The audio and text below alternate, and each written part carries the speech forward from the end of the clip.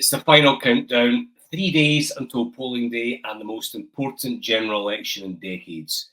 So what's the lie of the land? How big will Labour's win be? How far will the Tories fall? And what of the SNP? I'm Paul Hutcheon, political editor of the Daily Record. Joining me today are the paper's Chris McCall and Molly Finlay. This is Planet Holyrood. It's important we look at the facts. Politics has to be about service. A modern form of national service. The outcome, that's for the voters to decide. So it's Monday, 2 o'clock. We've got about 2.5 campaigning days to go. This is when the nerves start to jangle and all the parties put the finishing touches to their Get Out the Vote campaign. Let's start with Labour. So obviously the polls are still looking amazing for Keir Starmer's party. They're about 20 points ahead. There's no more leaders' debates to trip them up. There's no obvious banana skins. Chris, I mean, the next couple of days, it's just about message discipline and not making gaffes, isn't it, for Labour? That's right. Labour are on the home straight now, and barring some unimaginable disaster, we're going to see Keir Starmer become Prime Minister on Friday. Where Keir Starmer is campaigning today is kind of illustrative of how Labour's campaign has went. He's been out in Buckingham, which is usually about as true blue Conservative as it is defined in any constituency. The fact that Labour think they can win in places like Buckingham come Thursday just shows you, one, how well this campaign's gone for Keir Starmer, and secondly, how utterly appalling it's been for the Conservatives. You know, usually at this stage of an election, you'd maybe be seeing, the leaders race round classic marginal seats. But this time, Labour have parked their tanks on places that have Tory majorities of 15,000. It's pretty extraordinary given where we were in 2019. So for Labour, the election really can't come quick enough. The sooner polling day arrives for them, the better. And they can finally breathe a sigh of relief and get down to the business of government. Because it really has been, as you say, message discipline. It's the only thing I've got left to worry about. And also, of course, voter turnout. They've argued again and again against complacency. The message has been repeatedly, if you want change, you have to vote for it.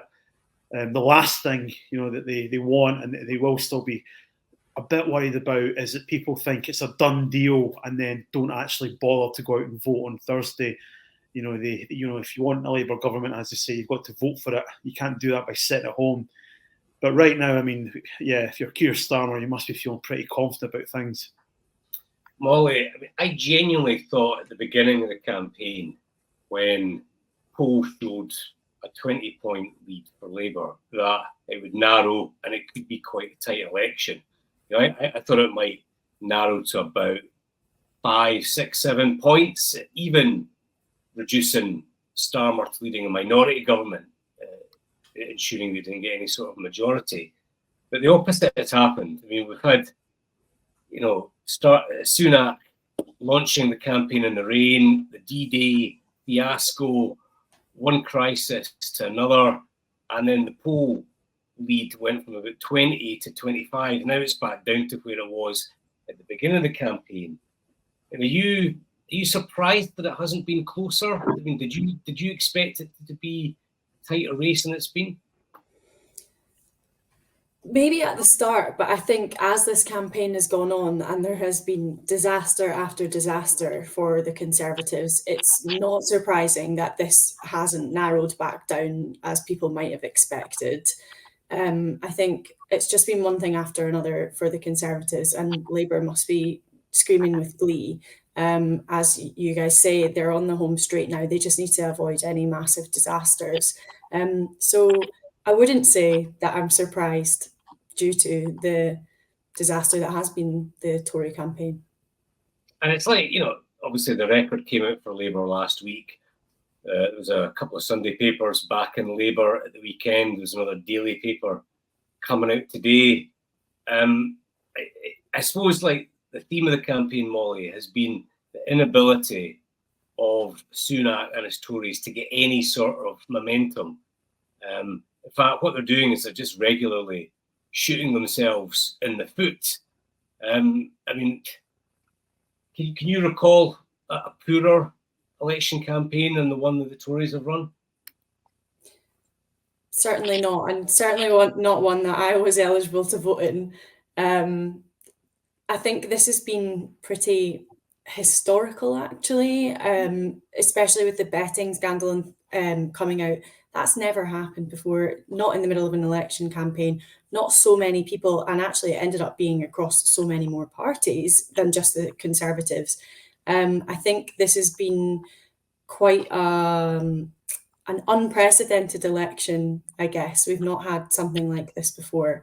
And I think it reflects what the public want as well. It's a change election, and I think it has really galvanized that feeling of sickness that people have, that they just are done with this government and they are ready for quite a dramatic change.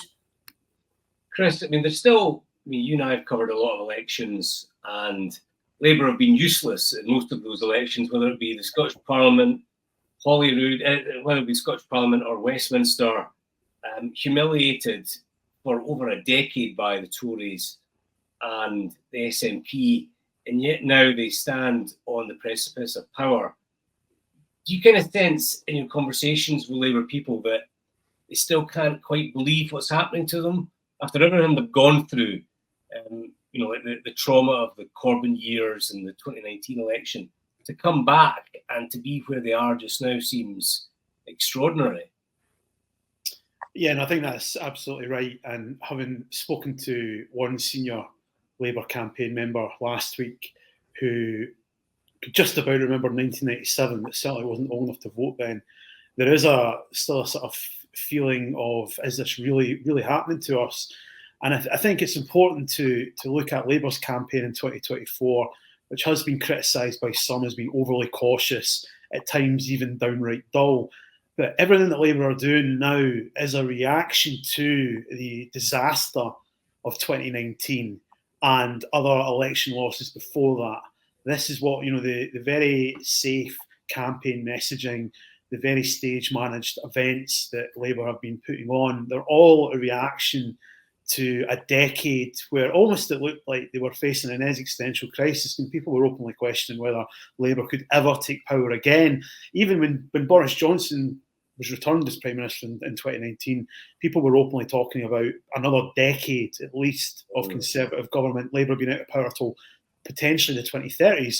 And yet here we are now, where Keir Starmer, if polls are correct, could potentially win a bigger majority than Tony Blair did in 1987, which is just remarkable on so many different levels. And I think even amongst the public, where there is a widespread acceptance that we're on the verge of a Labour government, until it actually happens, until we actually see the kind of majority they win and the scale of the Conservative defeat, it won't really hit home. Because people, again, there's been a lot of critics of the Labour Party have said, there's no enthusiasm for Keir Starmer, no real enthusiasm for his Labour Party. But as Molly points out, so many people are just simply done with the Conservatives, fed up with them, that I think, if we do see the scale of defeat that polls are predicting come Friday, I think there will be a level of jubilation amongst the electorate, thinking, well, finally they've got their comeuppance. And, given everything that's happened, it'd be kind of hard to say that wouldn't be fair or justified.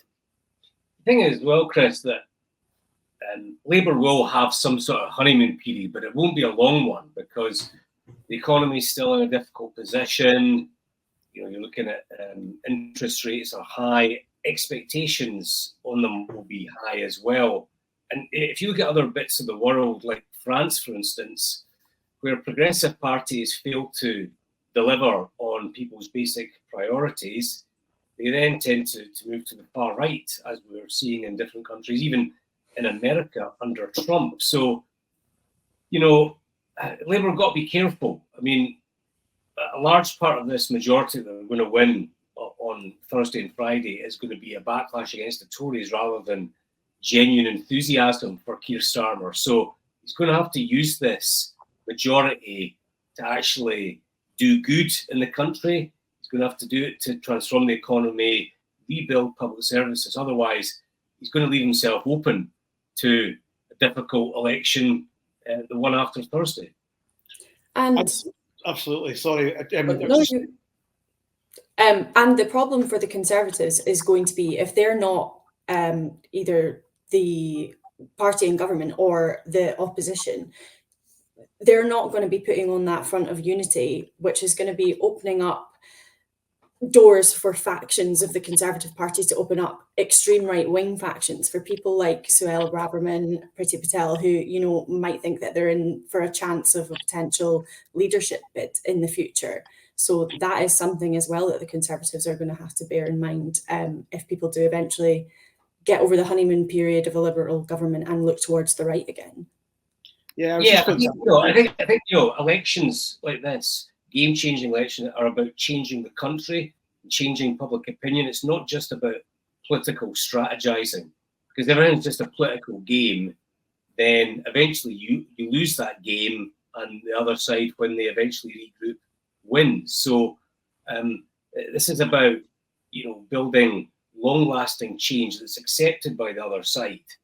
And if you just simply have this cautious approach, people are going to be disappointed, Chris, and you're going to pay at the ballot box eventually.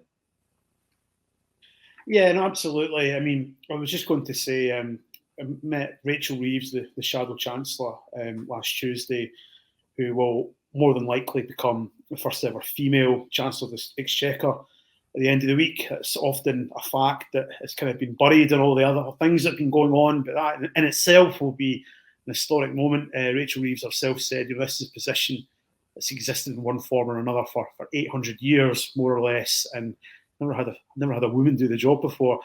But she's got quite a, you know, for a potential first week in the new job next week, there's an entry with plenty of problems dealing with. I mean, the recession that the country faced last year was thankfully shorter than many had anticipated.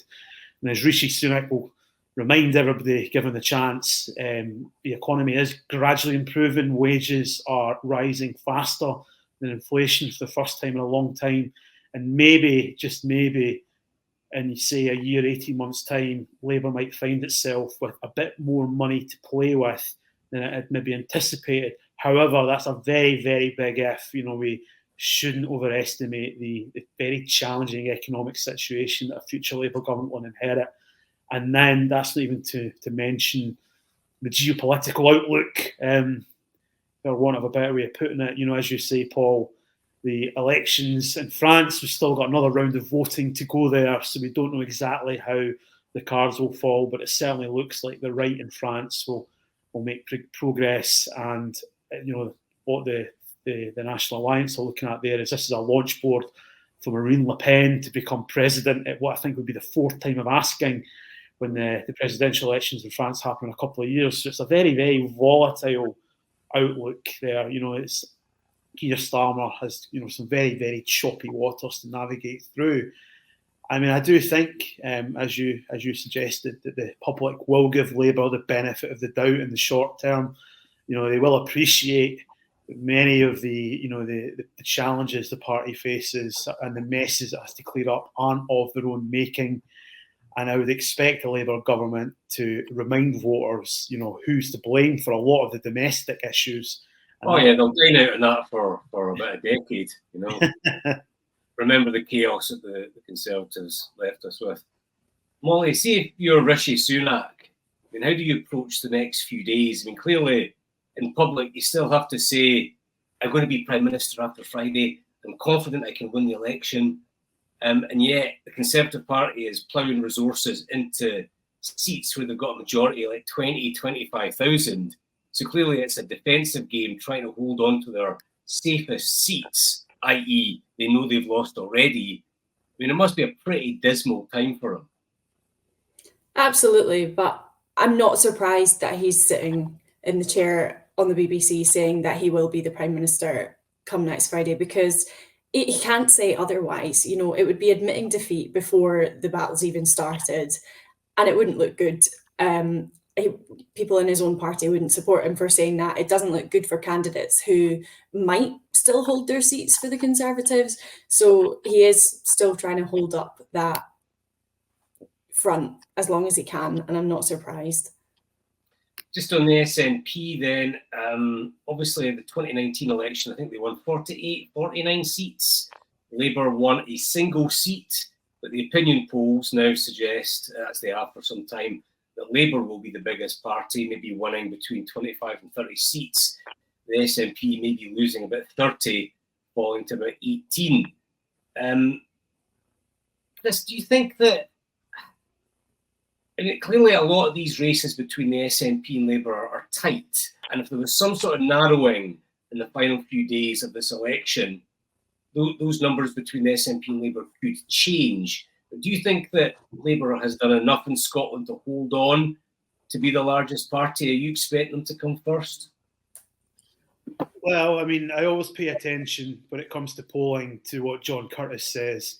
And the last summary that I read of his suggested that, Labour is on course to become the largest party again in Scotland. And that's partly thanks to their vote being so concentrated across the central belt of Scotland, whereas the SNP's vote is fairly roughly spread out evenly across Scotland. So, the SNP's in contention in Caithness as much as the SNP's in contention in Inverclyde, for example.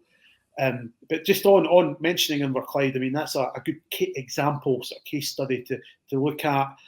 This is the kind of place that used to be dyed in the wool Labour. They didn't have to worry about campaigning particularly hard there in decades gone by. But like many other parts of the country, Greenock and the surrounding area went solidly SNP in 2015. But this is really a seat that Labour will strongly fancy themselves to win come Thursday. And Ash Sarwar will be campaigning again in Inverclyde tomorrow. And Keir Starmer was up there a couple of weeks ago, so it just tells you that this is very much the sort of place that Labour thinks it's back in the action. It's it's about to take back control of these sort of heartlands that it lost to the SNP. Just to kind of not to repeat myself too many times, but part of this is a backlash against Conservatives, as much as it is elsewhere in the UK. But we do have that other aspect of the Scottish Government. The SNP-led Scottish Government has been in charge up here for a very long time, the best part of 2 decades. So there is that motivating factor in Scotland. On the one hand, voters may want to give the Tories a kicking, but they also might want to send a message to Holyrood and to John Swinney to say, we're not happy with the way public services are here. Buck up your game. 2 years out from the Holyrood election, if you don't start improving now, we've got a ready-made alternative in Labour. Yeah, and also, like Molly, the SNP have been the big beast in Scottish politics for well over a decade. And certainly since 2014, we've been able to use 2 big constitutional issues to their advantage. One is independence and that massive core support they've got for it, and also Brexit. Yet this general election, neither of those constitutional issues has really dominated. This does not feel like the independence election or the Brexit election, does it? No, and I think that the SNP are really feeling that pressure from Labour, because Swinney is now bringing up this week, and he's been saying for the last week, look, we're going to have a Labour government. He's said publicly that Keir Starmer is going to be the next Prime Minister. But this week, he's really focusing on telling Scottish voters, we're going to have a Labour government, but if you want Scotland to have a voice in Westminster, you still need to vote SNP. So I think he is still really trying to capitalise on independence as an issue in this election to make sure that Westminster don't lose a massive chunk of their seats in Westminster. Yeah, I mean, it's a really hard election for the SNP. This, isn't it? When you've got Labour looking like they're going to win, and Labour will probably have Scottish MPs in the government implementing policies that will likely benefit people's lives. It's hard if you're an SNP to kind of compete with that, because what his message is really vote for the SNP to send a pressure group down to Westminster, and we will lobby for various policies. But no substitute for electing a government. So in the battle of messages, Chris, I kind of feel like Labour for once are out there on their own. They just, that message of change, that message of sending government to Westminster, it's just more compelling than the one that the SNP have got. Absolutely. Voters in Scotland, many of them, they want to be part of that change. They want to give the Tories a kick in. And I don't think many of them will feel compelled by the SNP's campaign message of just put your feet up. We don't need to worry about this election. Labour's going to get in anyway. So just, carry on voting for the SNP regardless. I don't think in the cold light of day next week when the SNP look back on this campaign, I think that they will think we really needed something better. I look back to 2010 when Labour were still in power under Gordon Brown, but the context there in Scotland was we already had a minority SNP government. The SNP made a big political breakthrough in 2007. They got themselves into power at Holyrood. We had Alex Salmond as First Minister. And that led many SNP people to think, right now, 2010, the general election, this is going to be our big moment to arrive at Westminster. But it didn't turn out like that at all. Labour actually increased the vote in Scotland, despite obviously losing power at UK level. David Cameron winning for the Conservatives, eventually going into coalition with the Lib Dems. But many Nats at the time couldn't really understand it. They were like, but why? We had the breakthrough in 2007. Why aren't we doing the same in Westminster? And it was because, the message of keep the Tories out, which Labour were really pushing in 2010, it really cut through. And Scottish voters, they could fully understand, well, I might vote SNP at Holyrood, but I'm quite comfortable voting Labour at a Westminster election. And I think, in a roundabout way, that's exactly what we're going to see on Thursday, when many people who did vote SNP last time around in 2021 at the Holyrood elections, many of them will now be quite comfortable voting Labour because they appreciate this is a UK-wide election, there's a lot of UK-wide dynamics at play. But what the SNP will be hopeful of course, is that in 2 years' time, many of these Labour voters this week will now be thinking, well, it's Holyrood, I can go back to voting SNP. All right. Thanks to Chris and to Molly for joining me today. Planet Holyrood is available every weekday during the election campaign, and you can watch it on the Daily Record's YouTube channel or listen to it on Spotify. So thanks again. It's important we look at the facts. Politics has to be about service. A modern form of national service. The outcome, that's for the voters to decide.